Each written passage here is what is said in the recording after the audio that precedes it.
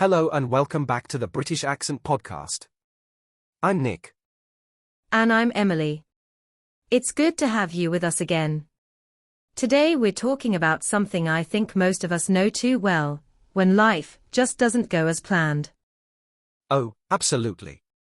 You map things out, you've got a vision in your head, maybe even a 5-year plan pinned to your wall, and then life goes, nope, not today.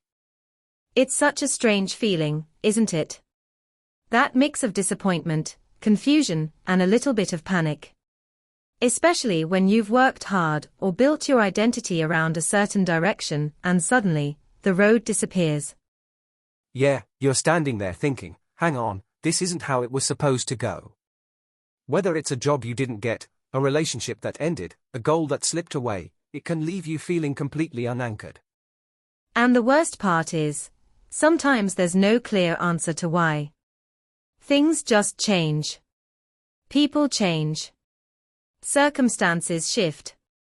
And no one gives you a manual for what to do next. Exactly.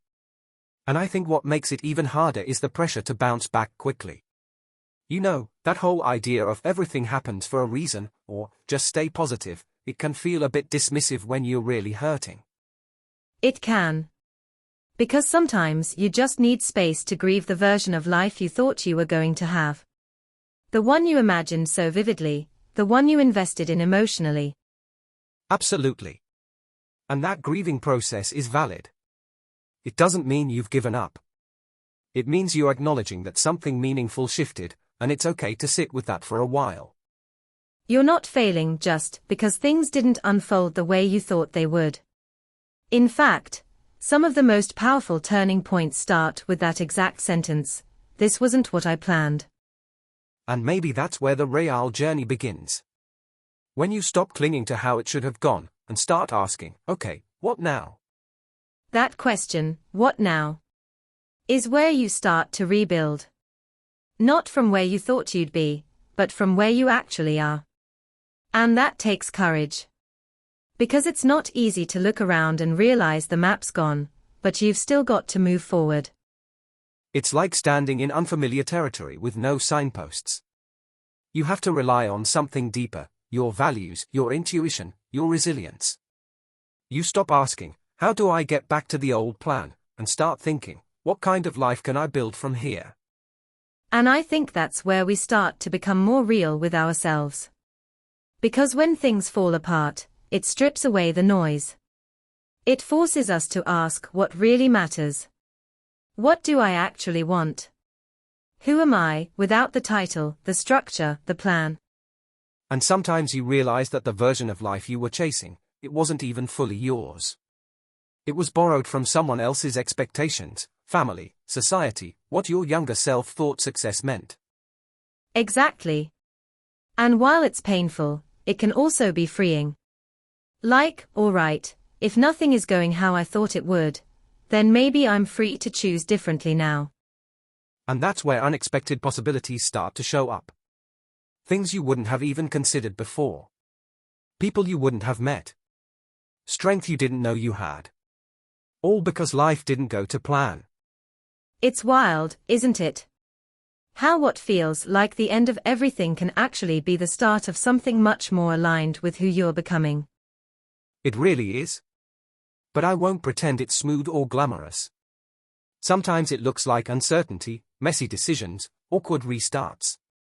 It's rarely a neat, cinematic breakthrough.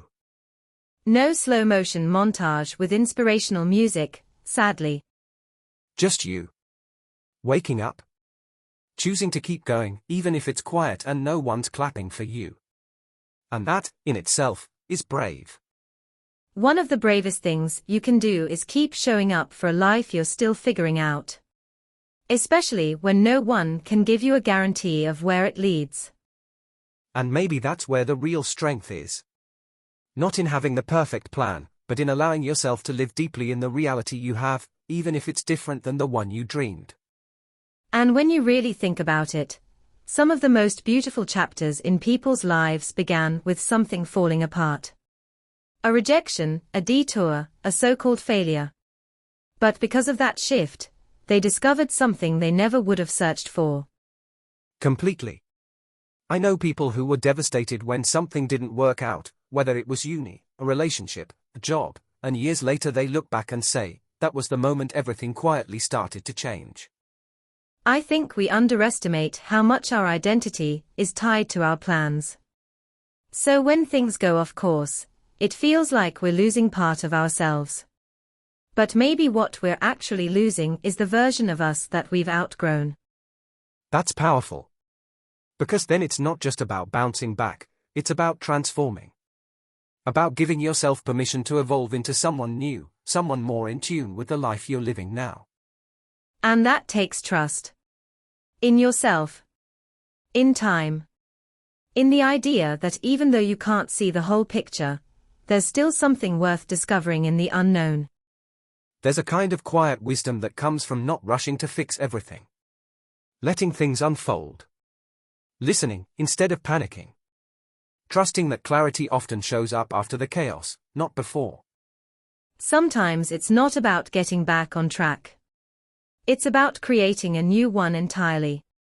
One that suits the person you're becoming, not the person you were when you made the original plan. And that's where self-compassion comes in. You're not weak because things didn't go to plan. You're not broken because you need time to adapt. You're human. That's all it is. Absolutely. And maybe the plan falling apart is the invitation you didn't know you needed, to slow down, to reflect, to realign. Because maybe the life you're meant to live isn't one that follows a perfect script. Maybe it's the one where you learn to respond with grace, rebuild with honesty, and choose to grow through what you didn't expect. It's interesting, isn't it? How we often wait for everything to feel certain again, before we take the next step. But life rarely offers that kind of certainty. Sometimes, the next step only makes sense after you take it. Exactly. You can sit with the questions for a long time, hoping for the perfect answer. But sometimes, what you really need is movement. Not a grand leap, just a small step. Something that reminds you you're not stuck forever. And it doesn't even have to be the right step. Just something honest. Something that reflects where you are now, not where you thought you'd be by this point. That's such a good point. There's so much pressure to know everything, to have it all mapped out, to make every move count. But we forget, learning happens while you're living, not just before it. Exactly. We think we need confidence first, but actually, confidence often grows from action.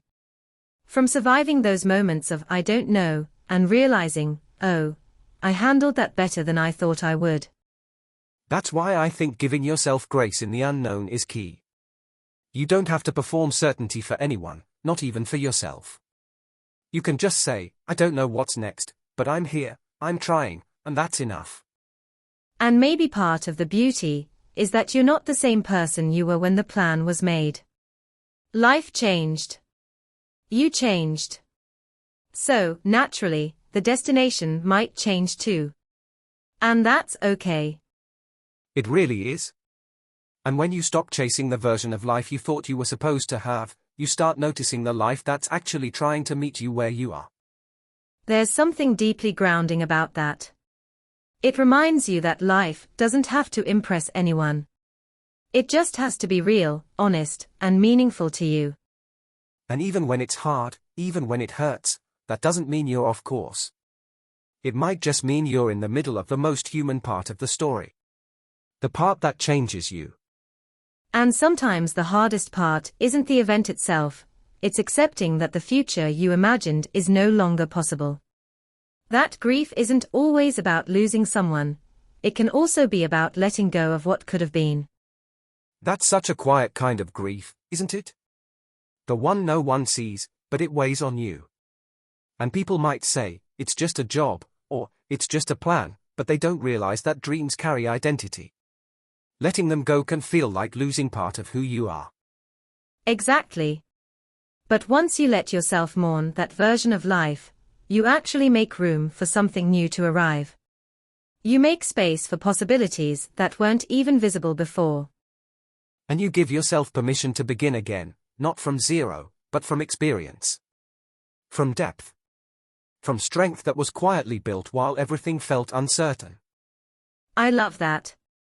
Because beginning again isn't about going backwards.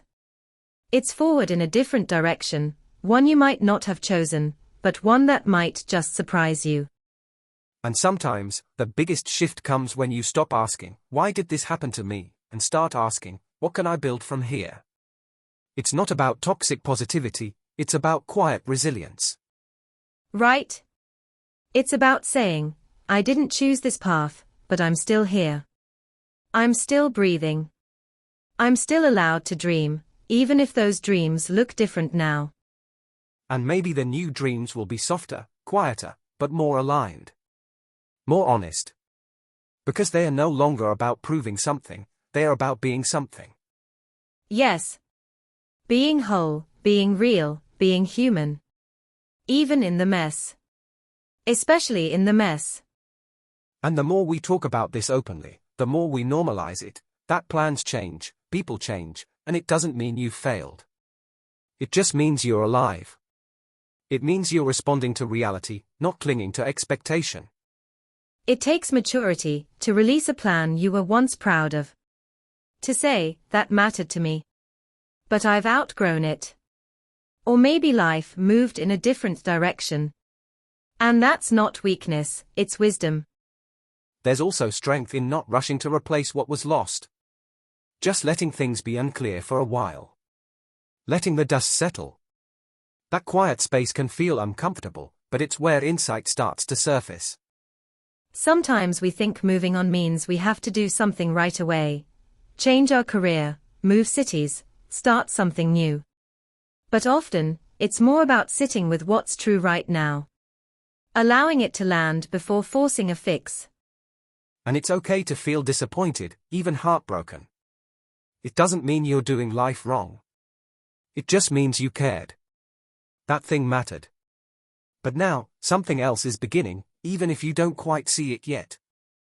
That in-between stage, where you're not who you were but not yet sure who you're becoming, it's one of the most fragile and powerful places to be.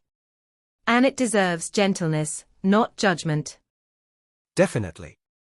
And one day, without even realizing it, you'll look back and think, that season I wanted to skip, it taught me how to be resilient.